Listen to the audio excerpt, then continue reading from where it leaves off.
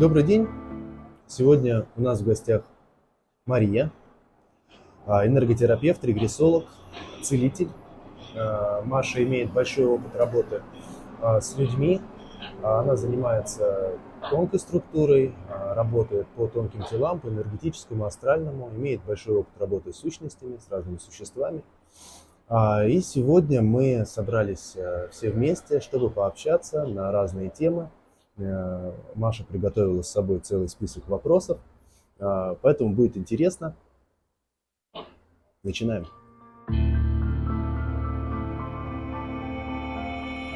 Я хочу начать с самого популярного вопроса, с которым обращаются ко мне, который я чаще всего вижу.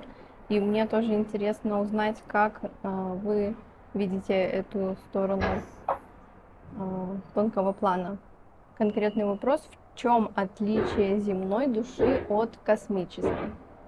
Технически говоря, земная и условно-космическая душа — это фрагмент, который отделился в разной плотности.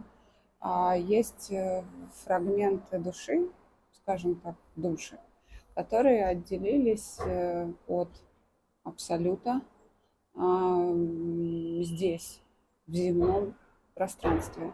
Это земные души. Они большую часть опыта проходили в околоземных пространствах и мирах. 70 или 80%.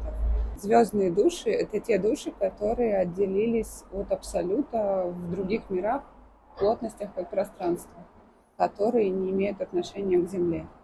И их опыт происходил там. Здесь они как бы в гостях. Сторон рассмотрения земная душа или звездная может быть очень много, но практический смысл заключается в том, что земная душа имеет в основном земной опыт и исцеляет, работает по разным планам именно с земными воплощениями, с теми или иными инструментами, с регрессами и так далее.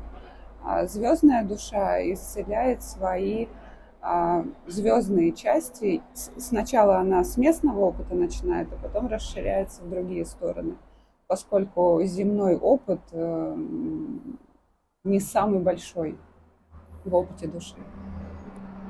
А есть ли какие-то критерии, по которым происходит вот этот выбор? Кто делает выбор, когда душа отделится от абсолюта, или это происходит как-то само собой?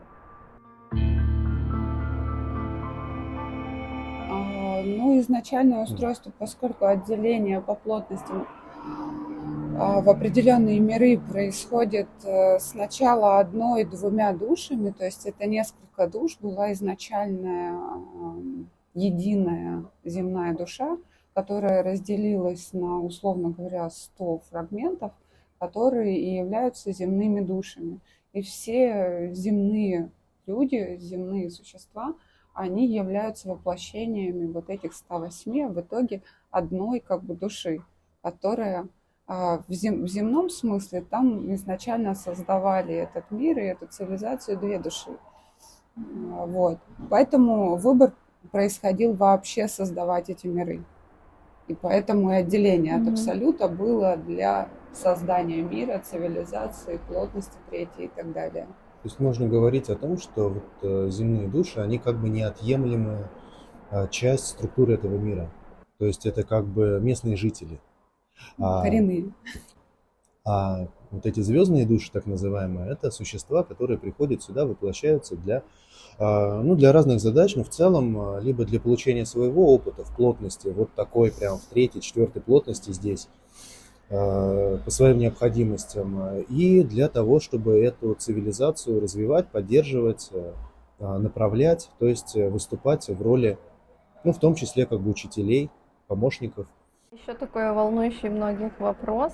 Сейчас во время перехода мы знаем, наслышаны, что многие звездные души приходят, чтобы помочь Земле, помочь ее коренным жителям, да, земным душам. И как можно понять или определить по каким-то признакам, может быть, ты звездной душой являешься, либо земной? И вообще важно ли это в итоге, вот это В знание? конечном итоге неважно. Но в конечном итоге это ценно знать о себе, но это, скажем так, открывается в процессе собственного пути, собственного роста. Это технические подробности. Технические подробности. Дорога у всех в итоге одна, особенно поначалу, когда человек, ну скажем так, выходит на свой духовный путь, начинает погружаться в тему, как, что здесь устроено, как работает там психика, как работают там тонкие планы, как работает структура, как в этом всем жить и как в итоге выйти к своему, ну, для начала собственному счастью, для начала собственному удовлетворению. А когда человек начинает этими темами интересоваться, в эту сторону идти, постепенно, то есть на этом этапе у всех дорога, в общем-то, одна и та же. Вне зависимости от того, звездная душа или местная, задача у всех одна.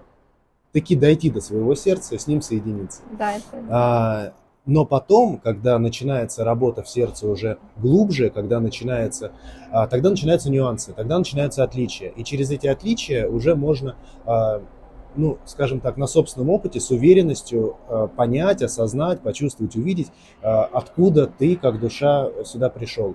вот. Из этого еще такой вопрос. Есть ли какие-то различия в структуре именно тонкого плана строения души земной и космической? Я Ну, бы просто- сначала ответила на первый. Да, но про структуру сейчас чуть попозже расскажем. Хочется еще сказать вот про отличия. Вот есть же отличия в психике, есть отличия ну, как бы в жизни, какой жизнью живут люди, ну, то есть местные, ну, души и звездные. Как вот их можно снаружи отличить? Очень просто. Ты расскажешь? Снаружи давай. Давай, ты. В итоге звездная душа или местная не имеет никакого значения. Все соединяются, как бы задача у любого человека соединиться через сердце со своей душой. А какая это душа? Это уже уникальный путь человека. По внешним признакам и признакам психики в основном местные души не интересуются высокодуховными темами, не помнят себя, а звездные души, естественно, наоборот, что-то о себе либо помнят, либо знают, имеют какие-то сны или какое-то ощущение интуитивное о том, что человек не такой, он какой-то другой. Он как бы не помещается в общество, он не помещается в ту среду с детства, в которой он находится. Он периодически чувствует себя странно, он как бы не вмещается, как будто вот он слишком большой, ему вот в пространстве он не может занять свое место в пространстве. Да, хорошо, знакомое ощущение. Вот. Есть еще внешние признаки. Ты имеешь в виду прям физические? Ну, физически-то уж ладно, уж Да, это психологический портрет, но он тоже существует. У разных звездных душ он разный, разное там строение тела и так далее. Но это особого, там, это уже Ну, смотря для дифференциация кого. по цвету штанов. Да, ну, для нас, может быть, как для мастеров, это может быть и ценные там навыки. Но это опыт. Когда ты смотришь, там клиент, когда присылает, там, например, фотографию свою, вот посмотри, смотришь, о, Плеяда, все понятно. То есть, а что это значит? Это значит, что если ты сразу видишь, откуда фрагмент, то ты как бы знаешь, есть определенные внутренние особенности для каждой, ну, условно, расы. Да. Там у кого-то скрытая тень, у кого-то определенные, то есть как бы энергии протекают определенным образом, и ты можешь от этого уже как-то, ну как мастер имеется в виду, отстраиваться и смотреть, как именно оно работает у конкретного существа. То есть каждый случай разный, но тем не менее, то есть вот фрагмент, из которого это воплощение есть, оно сразу как бы дает некую форму, от которой ты можешь, ну, отталкиваться, но это как бы тонкости. Вот самые, это очень да? интересно. Давай поглубже, про какую Нет, можно мне сказать? хочется сказать, потому что нас же смотрят люди, которые, ну вот, а я вот звездная душа или Да. местная душа, как вот это понять? Вот без, как сказать, самый такой бронебойный способ, о нем вот Аня упомянула, это ощущение, что ты лишний, что ты какой-то странный, ты какой-то чудной, что ты, там, тебя мало кто может понять. Вот это, я весь такой непонятый, вот это.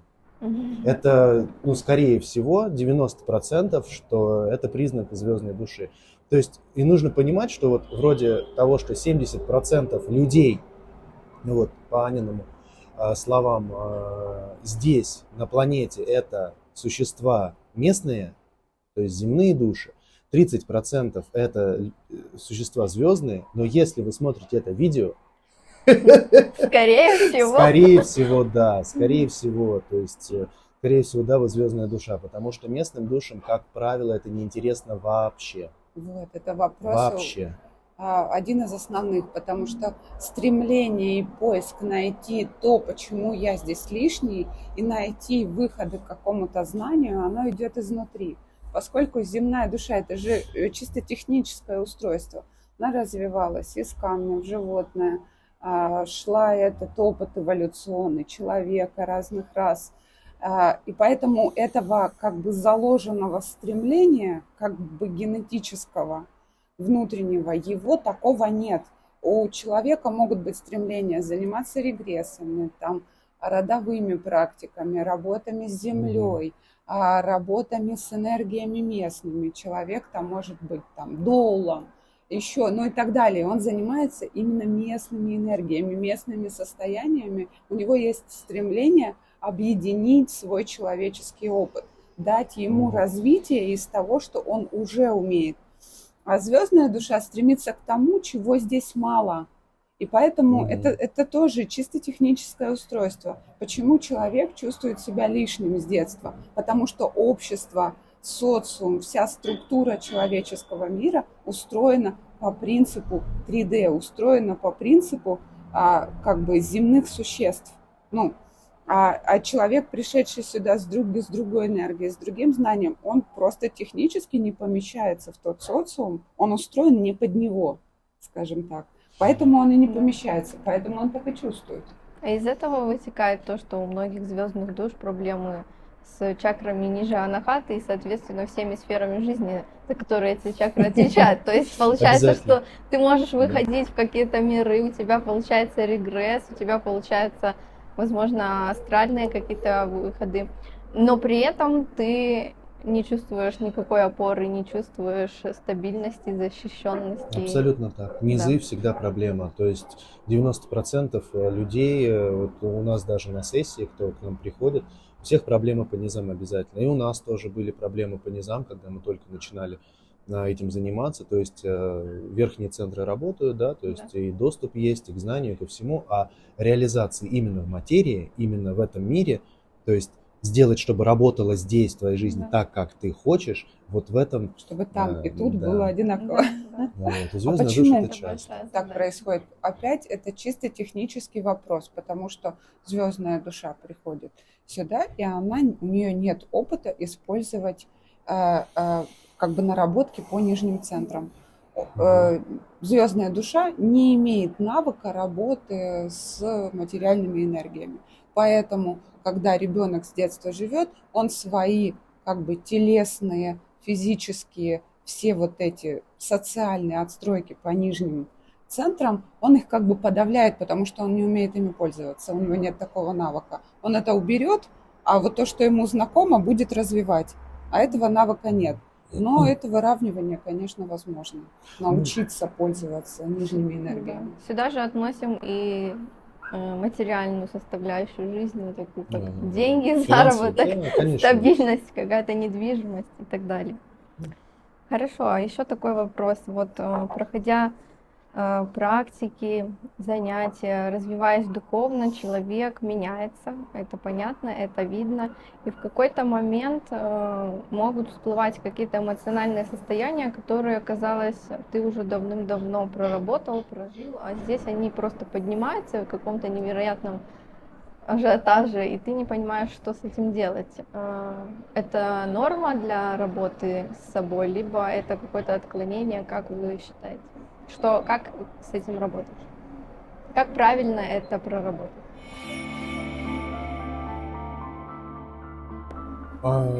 Я, в общем, понимаю, просто вопрос очень широкий, потому что все случаи очень индивидуальные Мгм. всегда. А, во-первых. Во-вторых, понятие отклонения я бы здесь опустил, потому что, как бы, опять же, у всех свой процесс, у всех свой путь, и каждый двигается по-своему. Здесь говорить об отклонениях каких-то, странно, хорошо, потому что давайте нет общей я нормы. уточню. Но я продолжу, я могу ответить. А в любом случае, любые эмоциональные состояния, которые приходят, если они проявляются, это хорошо. Значит, есть сигнал к тому, чтобы посмотреть на причину этого. Это здорово. Скажем так, хуже в личном, если взять субъективно и в каком-то среднем разрезе, сложнее, да, вот правильное слово, сложнее, когда эмоциональные реакции подавлены. Когда они запихнуты очень глубоко, когда они прикрыты, там стоят защиты, человек в итоге себе вот эти заборы внутри настроил, все вытеснил максимально в теневую зону, и ходит и считает, что у него все хорошо. Что у нас он есть просветлился уже, да? да, у нас Проработался. есть маленькое короткое видео, кажется, прям буквально там 5-минутное по поводу вот пузырей реальности, как формируются пузыри реальности, когда человек считает, что он весь такой проработался, сияющий, он там установки себе там, аффирмациями себя там нагрузил, вот это все сделал, он такой, я, значит, стремлюсь к свету, но при этом то тяжелое, что в его структуре есть, безусловно, то есть он пытается своим выбором, это как бы, я это не выбираю, я выбираю свет, но ты не можешь из своего ментального плана вот просто одним выбором это сделать, это технически невозможно, ты должен этот опыт, этот объем, откуда бы он ни был, то есть земной, неземной, неважно, ты должен его все-таки принять, должен его излечить, должен с ним что-то сделать. Поэтому, когда начинаются вот эти триггеры внешние, или когда начинаются реакции, когда начинаются эмоциональные всплески, когда происходит какая-то ситуация в жизни, которая тебя начинает колотить, это означает, что у тебя есть место, куда надо посмотреть, зайти, и очень хорошо, что оно есть, что это выходит эмоциями, а не, например, событиями. Да. Потому что все триггеры, они устроены как? Они устроены по степени, то есть каждый следующий сильнее предыдущего. Зависит от твоей степени натренированности, от твоего внимания, от цепкости внимания. То есть если ты смог заметить это на уровне мыслей, или на уровне тела, или на уровне состояния, что еще лучше, или там чувства, то это здорово. Но если ты этого не сделал, то тебя сначала начинает колотить там реакциями эмоциональными сильно, а потом начинает это проявляться снаружи, то есть уже реализовываться в материи. А какая реализация будет? Не всегда приятная. Зависит от человека. Скорее всего, неприятная, потому что, так тут уж устроено. Это целая тема развития через болевой опыт. Это отдельный разговор просто огромный. Я бы, пожалуй, ответила на вопрос таким образом, что общие координаты такие, что человек может ориентироваться примерно вот так. Если человек пока еще в теле не воссиял абсолютными энергиями, не стал светиться, и тело стало как бы растворяться и исчезать, то, значит, есть с чем работать. Пока энергии абсолютные не проходят на том уровне, чтобы это было видно на физике. Кожа не сияет, не происходит этих процессов. Значит, у нас у всех есть большие объемы слоев, которые требуют исцеления. Разных. И внутри сердца, внутри структуры воплощения, я имею в виду, и тени, и эгрегоров, и с каких слоев, какие задачи у души. И главные признаки того, что выходят какие-то задачи для работы для человека, когда у него начинает его реальность трещать по швам. Либо она начинает трещать по швам изнутри, портится настроение, не хочется жить, какие-то тяжелые состояния внутри, мысли одолевающие какие-то, депрессия, еще что-то, тело стало болеть, снаружи происходят в событиях странные тяжелые ситуации. На том или ином уровне это начинает сигнализировать о том, что подходят задачи души, но в структуре, в человеке, в сознании и в структуре воплощения много что мешает. И они начинают активизироваться вот таким вот образом. И если человек считает, что он прошел один уровень, исцелил, занимался какими-то практиками, исцелил один слой своего опыта, и у него приходят еще эмоциональные реакции или события, или что-то, Это просто говорит о том, что подходит новый слой опыта, Новая новые глубина. задачи, и нужно как бы делать их с другого уровня, искать инструменты, учиться с этим обращаться, учиться, не подходить к этому с точки зрения проработки. Сейчас мы вот тут сделаем пятилетку быстренько, а с точки зрения того, что это обучение, как пользоваться собой, как уметь обращаться с собой. И какой ты открываешься сам себе на том уровне. Да, Да. да. Раз мы уже затронули такую популярную тоже сейчас тему, как эгрегоры, тоже не могу не спросить, а то много всяких рассуждений на эту тему насчет эгрегоров, создаются ли они при любом общении, есть ли эгрегор у каждой семьи, у каждого рабочего коллектива и так далее. То есть вообще, что такое эгрегоры и каково их воздействие на человека. Ну, я, наверное, начну. Мы в своей работе как мастера имеем дело с эгрегорами как бы с его основным принципом. Этот мир, скажем так, ну будем говорить о человеческом, не будем уходить слишком там вглубь, слишком много вводных, нужно давать, скажем так, человеческой цивилизации. Он построен на эгрегорах. Существуют некоторые системы, по которым закручена и перенаправлена энергия для того, чтобы некоторая зона реальности функционировала именно так. И под каждую такую зону создан эгрегор.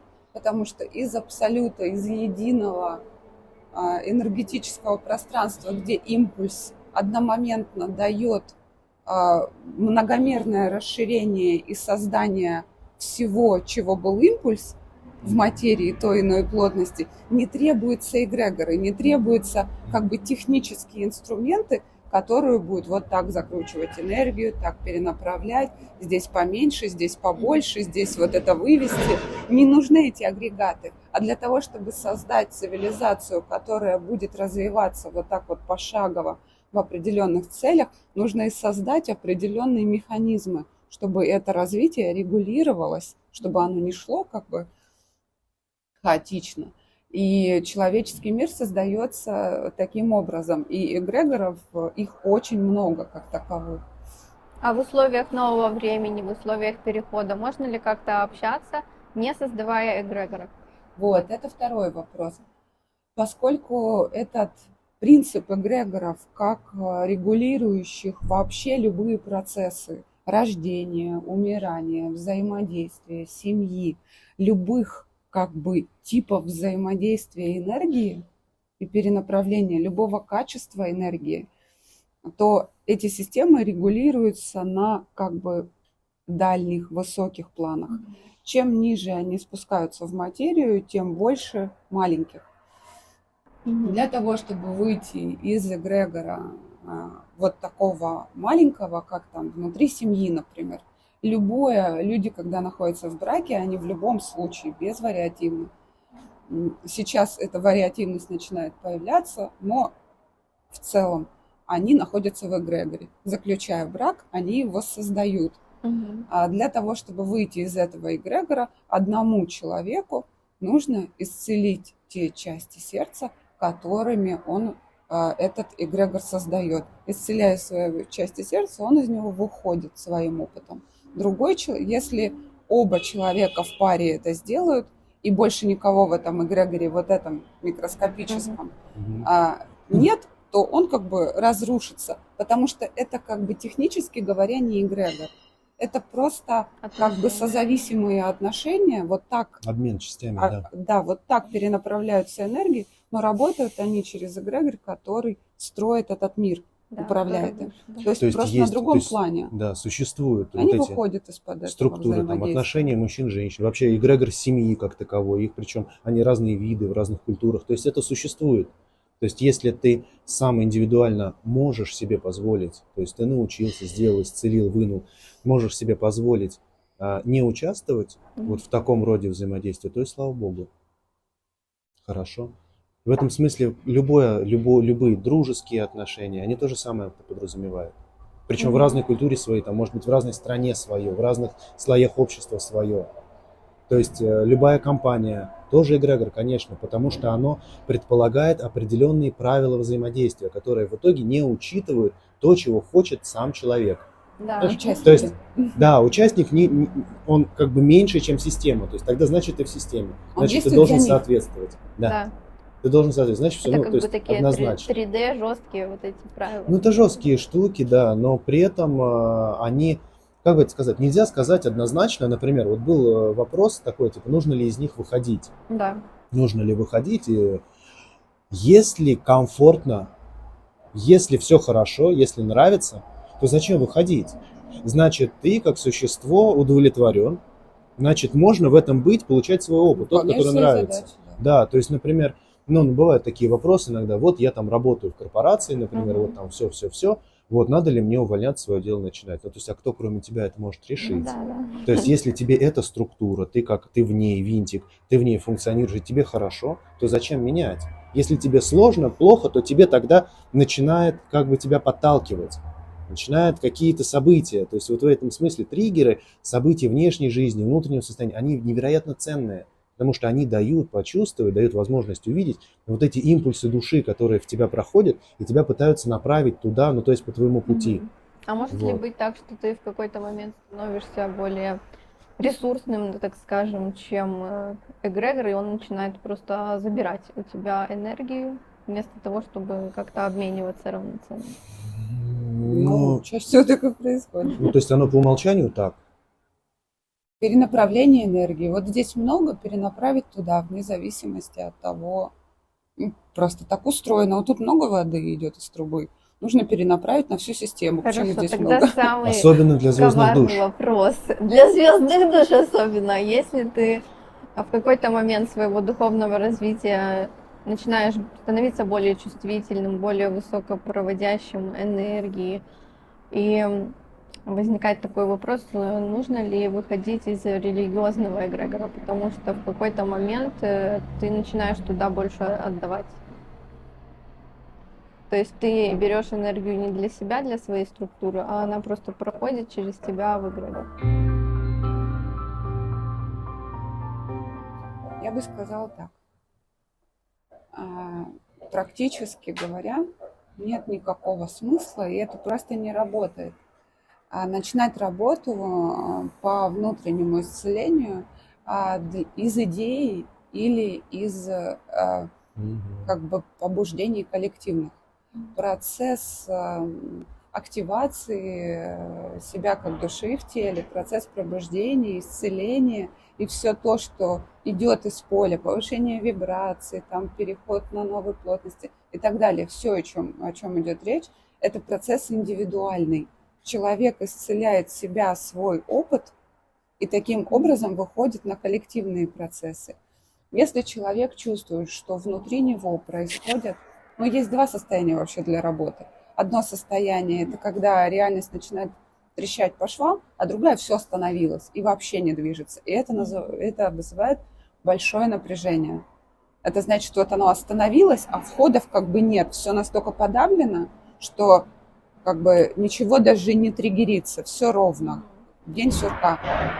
И это вызывает напряжение.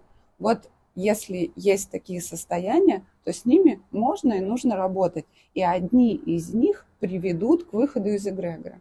Если есть у человека ситуация, когда он напрямую имеет дело с религиозным эгрегором, вот совершенно конкретно, и это вызывает у него болезненные, сложные состояния, борьбы с этим эгрегором или наоборот чувство подчинения, тогда человек может напрямую исцелять свои части, которые держат его в системе, которая ему больше не нужна, не интересна, не подходит и тащит его назад. А бывает ли так, что эгрегор не отпускает тебя? То есть ты хочешь выйти из него, а получаешь в ответ на это отдачу агрессивную? Я отвечу.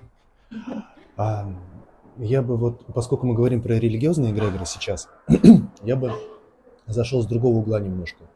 Религиозный эгрегор – это значит, что человек, он принадлежит некой традиции, некой духовной традиции. Это может быть церковная там, традиция, может быть какое-то просто духовное учение, может, ну, я не знаю, мировые Учитель, религии, что может угодно, быть, может быть, учитель, какой-то мастер, которого он считает духовным учителем.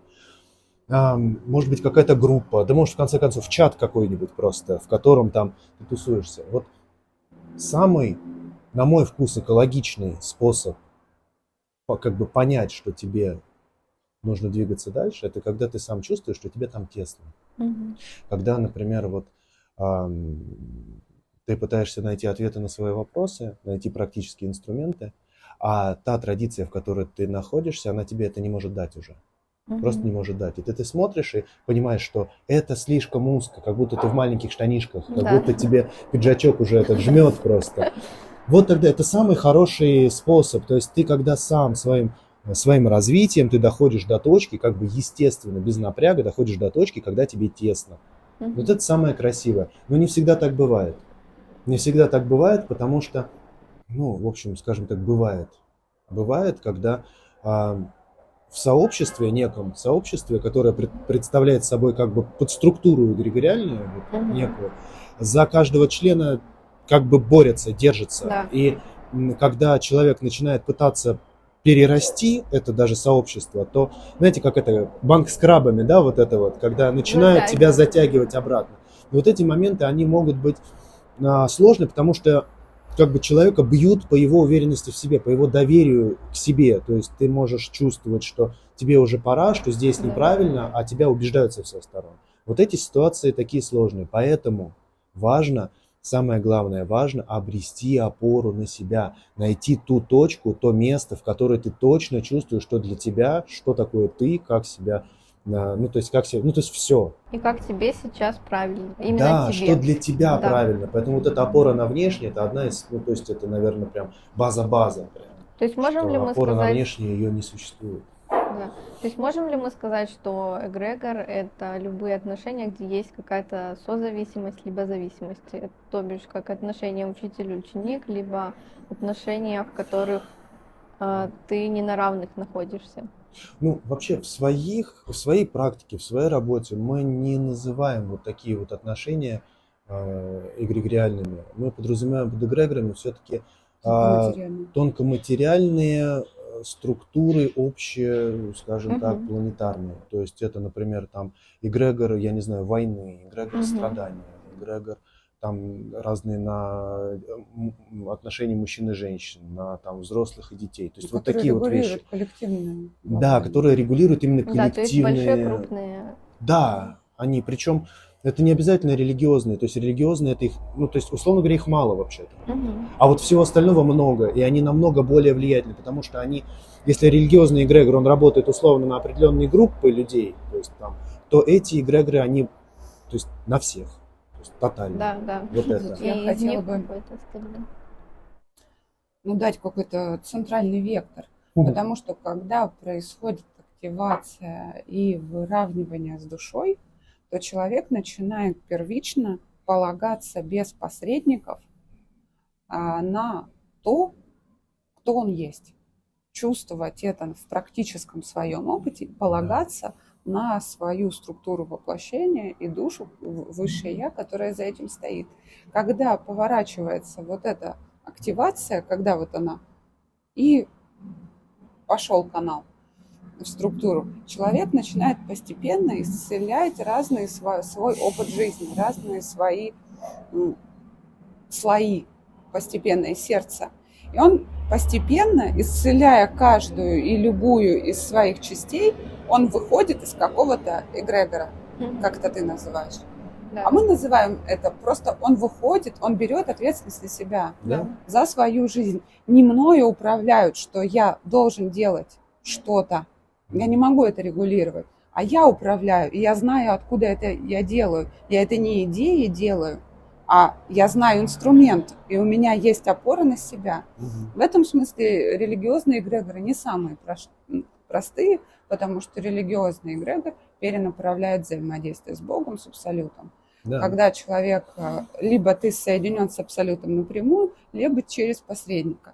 Пока у тебя нет напряжения в теме, на какой бы глубине религиозного эгрегора ты не был, значит, все хорошо и замечательно. Если у тебя есть напряжение, то путь к этому постепенный.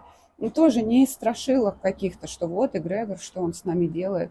Но Да. существование в мире всего, с чем мы имеем дело каждый момент нашей жизни, так или иначе, это проявление какого-то эгрегора. Так что можно особенно не заморачиваться, и те темы, которые напрягают, вот создают напряжение, с ними и работать. И если есть и большое напряжение на какой-то религиозной теме, постепенно выходить к нему. Потому что там какой-то сложный опыт Перекос, на да. взаимодействие с Абсолютом. Его можно тоже выровнять. Перерыв, да? Давайте. Да, перерыв. что-то